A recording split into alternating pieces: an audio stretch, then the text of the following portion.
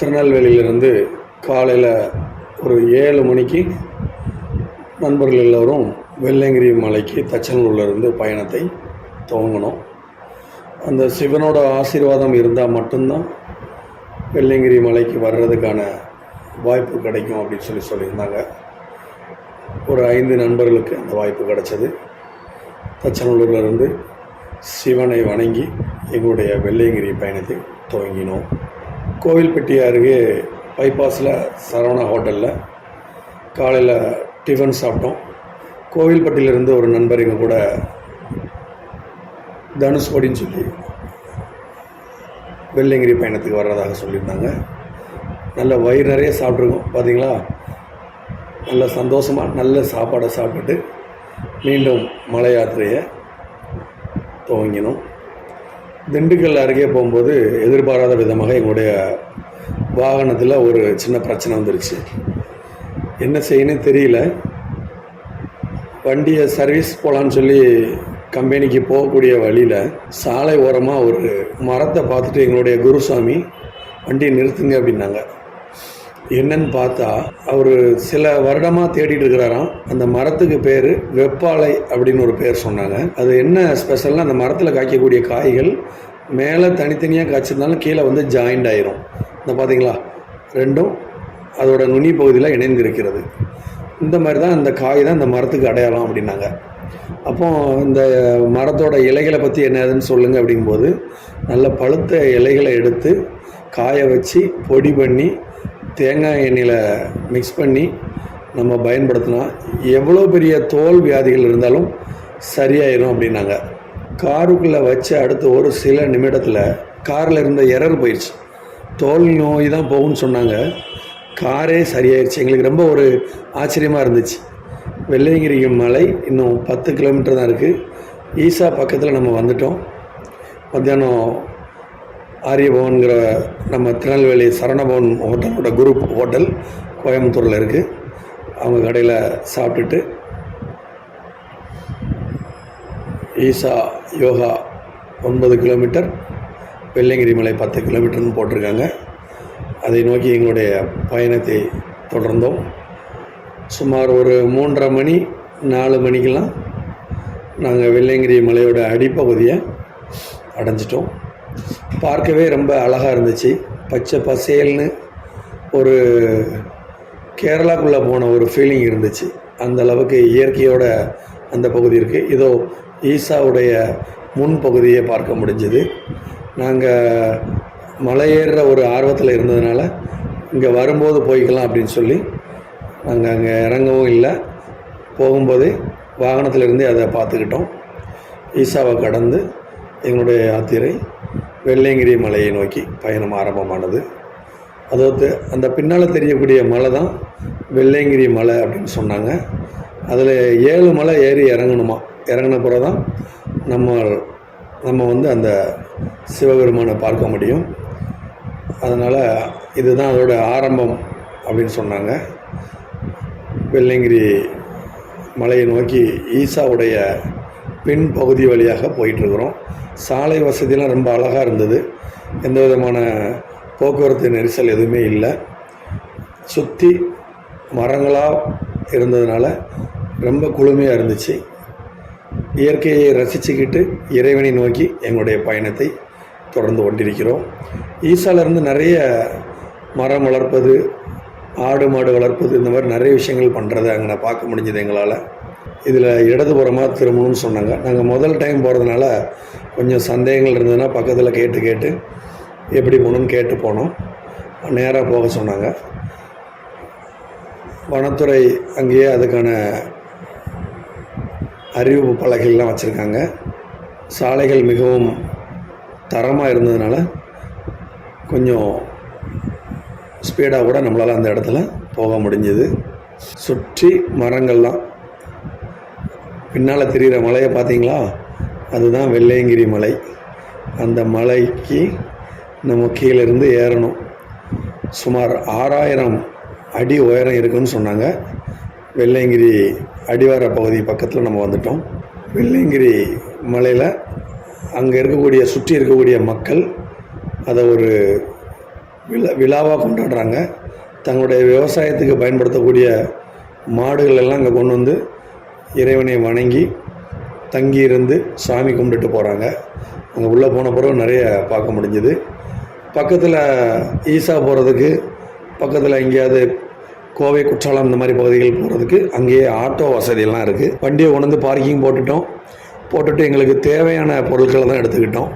குடிக்கிறதுக்கு தண்ணி, biscuit packet, நெல்லிக்காய், ஆரஞ்சு மிட்டாய், இந்த மாதிரி சின்ன சின்ன பொருட்களை மட்டும்தான் கையில் வச்சுக்கிட்டோம். டார்ச் லைட்டு, ஏன்னா நிறைய கொண்டு போனோன்னா எங்களால் சுமக்க முடியாது. மலையேற்றம் கடினமாக இருந்துடக்கூடாதுங்கிறதுக்காக எங்களுடைய லக்கேஜ் எல்லாமே குறைச்சிட்டோம். ரொம்ப கம்மியான பொருட்களை எடுத்துகிட்டு எங்களுடைய யாத்திரையை சிவனோட அருளோடு கிளம்புறோம். இதை பார்த்தீங்களா, விவசாயத்துக்கு பயன்படக்கூடிய மாடுகளெல்லாம் கொண்டு வந்து அங்கே கட்டியிருக்கிறாங்க. நாளை காலையில் அமாவாசை அன்னைக்கு கோவிலில் எல்லாம் அந்த மாடுகளெல்லாம் குளிப்பாட்டி அதில் அலங்காரம் பண்ணி இறைவனை சுற்றி வணங்கி பூஜைகள் செய்து அன்னதானமாக நிறைய பண்ணுறாங்க. முடிச்சுட்டு அவங்க ஊருக்கு போகிறதாக அங்குள்ள மக்கள் சொன்னாங்க. அதனால் நிறைய கடைகளையும் அங்கே பார்க்க முடிஞ்சுது. வெள்ளையங்கிரி அடிவார பகுதியில் இருக்கக்கூடிய ராஜகோபுரத்தை பார்க்க முடிந்தது. பக்தர்கள் கூட்டம் வந்துட்டும் போயிட்டு இருக்கிறாங்க. தண்ணி பாட்டில் எதுவும் வாங்குறதுனாலும் கீழே வாங்கிக்கலாம். மேலே தண்ணி கிடைக்கிறது ரொம்ப கஷ்டம். அது இங்கேருந்து செமந்து கொண்டு போய் தான் அங்கே கொடுக்கறதுனால அதோட விலைகள் அதிகமாக இருக்குங்கிறதுக்காக கீழேயே தண்ணிக்கு எதுவும் வாங்கிக்கன்னு சொன்னாங்க. எல்லோரும் கையில் ஒரு கம்பு வச்சுருந்தாங்க. எதுக்குடா கம்பு வச்சுருக்காங்க அப்படின்னு நினச்சோம். அங்கே போன பிறகு தான் தெரிஞ்சுது, அந்த கம்பு இல்லைன்னா அந்த மலை ஏறி இறங்குறது அவ்வளோ கஷ்டங்கிறது. அங்கே மூங்கில் கம்பு, ஒரு கம்பு 30 ரூபாய்க்கு விற்கிறாங்க. நம்ம உள்ளே போய் நமக்கு உயரத்துக்கு தகுந்த மாதிரி நமக்கு கையில் தூக்க முடிஞ்ச கனம் என்ன வெயிட் வேணுமோ அதுக்கு கணக்கு பண்ணி ஒரு கம்பை எடுத்துகிட்டு அவங்களுக்கு 30 ரூபா கொடுத்து வந்துக்கலாம். கோவிலிருந்து நிறைய அறிவிப்புகள் போட்டிருக்காங்க. மலை ஏறுவதற்கு உடல் தகுதி இருக்கணும், வியாதி, இரத்த அழுத்தம் உள்ளவங்க, இதய பலவீனமாக உள்ளவங்கெல்லாம் இந்த மலை ஏற வர வேண்டாம்னு சொல்லி எச்சரிக்கை போர்டெல்லாம் வச்சுருக்காங்க. அதையும் மீறி நம்ம ரிஸ்க் எடுத்தோம்னா அங்கே வரக்கூடிய ஆபத்துக்களை நம்ம தான் சந்திக்கணும். வெள்ளையங்கிரி மலையோட அடிவார பகுதி, அங்கே இருக்கக்கூடிய விநாயகர் பெருமானை வணங்கி, ஐயா நாங்கள் நல்லபடியாக மலை ஏறணும், எங்களை நல்லபடியாக மலையேற்றி ஐயாவோட தரிசனம் கிடைக்கணும், எந்த விதமான கஷ்டங்களும் எங்களுக்கு கொடுத்துடாதீங்க அப்படின்னு விநாயகர் பெருமான்கிட்ட வணங்கி என்னுடைய வெள்ளையங்கிரி பயணம் யாத்திரையை ஆரம்பிக்க இருக்கிறோம். மற்றும் நண்பர்கள் எல்லோரும் சுவாமியை வணங்கி ஆசீர்வாதம் பெற்றுட்டு மலை யாத்திரையை துவங்க இருக்கிறோம். ஒரு பெரிய அனுபவமாக இருந்துச்சு எங்களுக்கு இந்த யாத்திரை. எப்போ பார்த்தாலும் அன்னதானம் அங்கே கொடுத்துக்கிட்டே இருக்கிறாங்க. பெரிய பெரிய கொடை வள்ளல்கள் வரக்கூடிய பக்தர்களுக்கு தொடர்ந்து அன்னதானம் கொடுத்துட்ருக்காங்க. பசியோடு அங்கே இருக்க வேண்டிய ஒரு சூழ்நிலையே இருக்காது. ஆனால் நிறைய சாப்பிட்டுட்டு மலை ஏறவும் நம்மளால் முடியாது. ஸோ நாங்கள் எல்லோரும் மத்தியானம் சாப்பிட்டதுனால அன்னதானத்தை வரும்போது சாப்பிட்றோன்னு சொல்லிவிட்டு மலை ஏறுவதற்கு தயாராக இருந்தோம். நல்ல பக்தர்கள் எல்லோரும் அன்னதானத்தை வாங்கி தேவைக்கு வாங்கி வீணாக்காமல் சாப்பிடுங்க அப்படின்னு சொல்லி அறிவுறுத்திட்டு படிக்கட்டுகளை ஏறி வெள்ளையங்கிரி அடிவாரத்தில் இருக்கக்கூடிய ஐயாவை பார்க்கறதுக்கு போயிட்டுருக்குறோம். நிறைய பெண்களும் குழந்தைகளும் வயது மூத்தவர்களும் வந்திருக்கிறாங்க. நாளைக்கு அமாவாசை அங்கே வெகு விமர்சையாக இருக்குங்கிறதுக்காக எல்லாரும் வந்து குடும்பத்தோடு தங்கியிருக்கிறாங்க. 10 வயதுக்கு மேலே 60 வயதுக்கு உள்ள ஆண்கள் மட்டுமே மலை ஏறுங்கன்னு சொல்லியிருக்காங்க. ஈசா மற்றும் அரசாங்கத்திலிருந்து ஆம்புலன்ஸ் வசதியெல்லாம் அங்கே கொடுத்துருக்காங்க. திருக்கோயிலோட அலுவலகம் இங்கே தான் இருக்குது. ஒரு மண்டபத்தில் பக்தர்கள்லாம் ஓய்வு எடுத்து கொண்டு இருக்கிறார்கள். செல்ஃபோன் சார்ஜ் போடுறதுக்கு நல்ல பெரிய சுவிட்ச் போர்டு வச்சு, ஏன்னா மலைப்பகுதி பார்த்திங்களா எங்கேயுமே கேட்க முடியாது, அதனால் அந்த உதவிகள்லாம் அங்கே செஞ்சு வச்சுருந்தாங்க. சார்ஜ் போடுறா இருந்தால் போட்டுக்கலாம். பக்தர்கள் கூட்டமாக வந்த வண்ணமாகவும் சென்ற வண்ணமாகவும் இருந்தார்கள். வெள்ளையங்கிரி மலையோட அடிப்பகுதியில் இருக்கக்கூடிய இறைவன் தரிசனம் செய்கிறதுக்கு நம்மளுடைய பக்தர்கள் வந்து கொண்டிருக்கிறாங்க. அவங்க எல்லாரும் கம்பு வாங்கிட்டு ஆலயத்தினோட முன்பகுதி வந்தாச்சு. அறநிலையத்துறையின் கட்டுப்பாட்டில் இருக்கக்கூடிய கோவிலில் கூட்டம் எந்த நேரமும் பொங்கி வழியுது. வெள்ளையங்கிரி ஆண்டவருக்கு பூஜை நடக்குது. பக்தர்கள் எல்லாம் வணங்கி கொண்டிருக்கிறார்கள். மலை இறங்கி வந்த ஓர் குழந்தை மிகவும் அசதியில் படுத்து உறங்கி கொண்டிருக்கிறான். அந்த சிவனையே பார்த்தது போல் இருந்தது எங்களுக்கு. மலை ஏறுவதற்கு தயாராகிவிட்டோம். எங்களை இந்த யாத்திரைக்கு முதன்முறை அழைத்து சென்ற தட்சணாமூர்த்தி என்ற துரை குருசாமி முன் செல்ல நாங்கள் எல்லோரும் அவர் பின்னால் நடந்து செல்கிறோம். படிக்கட்டுகள் ஏற ஆரம்பித்து விட்டோம். அங்கே சிவபக்தர்கள் சந்நியாசி கோலத்தில் அங்கே இருப்பதை நாம் பார்க்க முடிந்தது. சிவபக்தர்களாக இருக்கக்கூடிய சந்நியாசியில் ஒருவர் வெள்ளையங்கிரி மலையின் புனிதத்தை காப்போம் என்ற கருத்துக்கள் குறித்து ஒரு சில நிமிடங்கள் எங்களோடு உரையாடினார்கள். இந்த சாக்கில் இருக்கிறது எல்லாமே மலையிலிருந்து எடுத்துகிட்டு வந்த காலி பாட்டில்கள் என்று அதை பற்றி பேசினாங்க.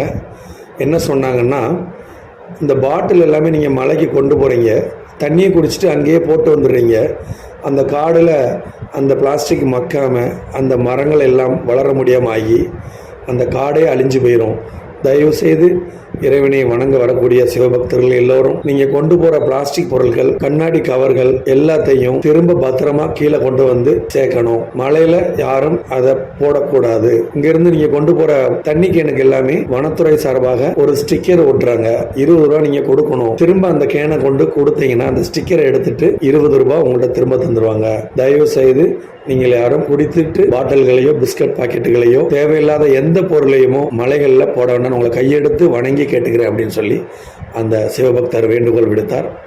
தொடர்ந்து நாமும் அதை கடைபிடிப்போம். வனத்துறையோட சோதனை சாவடி வந்துட்டு எல்லாருடைய பேக்லேயும் தேவையில்லாத பிளாஸ்டிக் பொருட்கள், புகையிலை, பாக்கு போன்ற லைட்டர், பீடி, தீப்பெட்டி போன்ற பொருட்கள் இருக்குதா அப்படின்னு சொல்லி செக் பண்ணுறாங்க. குடிப்பதற்கு பிளாஸ்டிக்கை நீங்கள் கொண்டு போகும்போது அதில் 20 ரூபாய்க்கு ஒரு ஸ்டிக்கர் ஒட்டி கொடுக்குறாங்க. அந்த ஸ்டிக்கரை நம்ம பணம் கொடுத்து வாங்கணும். திரும்ப அந்த கேனை கொண்டு அவங்கள்ட்ட காட்டிட்டு ஸ்டிக்கரை கொடுத்துட்டு 20 ரூபா அவங்க தந்துடுவாங்க. இது எதுக்குன்னா, நீங்கள் குடிச்சிட்டு அந்த பாட்டிலை அந்த மலைகளிலே போட்டு அந்த மலைகளை அழித்து விடக்கூடாதுங்கிற ஒரு நல்ல எண்ணத்தில் செஞ்சிட்டு இருக்காங்க.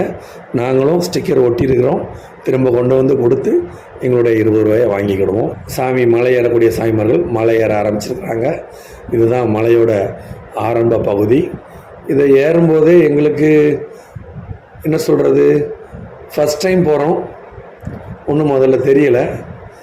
சரி கொஞ்சம் ஈஸியாக இருக்குமோ அப்படின்னு நினச்சிட்டு போனோம். போக போக தான் தெரிஞ்சுது அதோட கஷ்டம். பயங்கரமான மலை ஏற்றம். குழந்தைகள்லாம் போயிட்டு வந்திருக்காங்க. அவங்கள்ட்ட கேட்டோம், எப்படிமா இருந்தது, சிவன் பெருமானை வணங்குனீங்களா, வெள்ளையங்கிரி ஆண்டவரை பார்த்தீங்களா, இந்த மலை யாத்திரை எப்படி இருந்ததுன்னு கேட்டதுக்கு ரொம்ப நல்லா இருந்துச்சு, கொஞ்சம் கஷ்டமாக இருந்துச்சு அப்படின்னா, அப்புறம் நல்லா தான் இருந்துச்சு, சாமி பார்த்தோம் அப்படின்னு சொல்லி சமாளித்தாங்க. சின்ன குழந்தைங்களே அவ்வளோ தூரம் போயிட்டு வந்திருக்காங்க, அப்போ நம்ம ஈஸியாக போயிடலாம்னு நினச்சி ஏற ஆரம்பித்தோம். போக போக தான் தெரிஞ்சுது, ஒவ்வொரு அடியும் கவனமாக எடுத்து வைக்கலன்னா நமது உடம்புகளில் காயமும் அல்லது நாம் கீழே உருண்டு போகக்கூடிய ஒரு நிலையும் ஏற்படுங்கிறது தெரிஞ்சுது. எந்த விதமான பாதுகாப்பும் கிடையாது. மிகவும் பயங்கரமாக இருந்துச்சு. இந்த சாமிமார்கள் மலைக்கு போயிட்டு திரும்ப வரும்போது அந்த தடிகளை வனத்திலே தூக்கி எரிஞ்சிட்டு போயிருக்காங்க. அவங்க சாப்பிட்ட குளுக்கோஸ் டப்பா, பிஸ்கட் பாக்கெட்டு, வாட்டர் கேனு, இந்த மாதிரி பொருட்கள் எல்லாம் அந்த மலைகளில் அவங்க போட்டுட்டு போகிறத பார்க்க முடிஞ்சுது. பக்கத்திலே குப்பைகளை போடுறதுக்கு குப்பை தொட்டி வனத்துறை சார்பாக வச்சுருக்காங்க. இவங்க அதை கடைப்பிடிக்கிறது இல்லை. கண்டிப்பாக வரக்கூடிய அனைத்து சிவபக்தர்களும் வெள்ளையங்கிரி மலைக்கு வரும்பொழுது நீங்கள் கொண்டு போகிற எந்த பொருளையும் மலையில் போடாமல் திரும்ப கீழே கொண்டு வரணும்னு கண்டிப்பாக வனத்துறை சார்பாக கேட்டுக்கிறோம். சாமிமார்களை அன்போடு கேட்டுக்கிறோம்.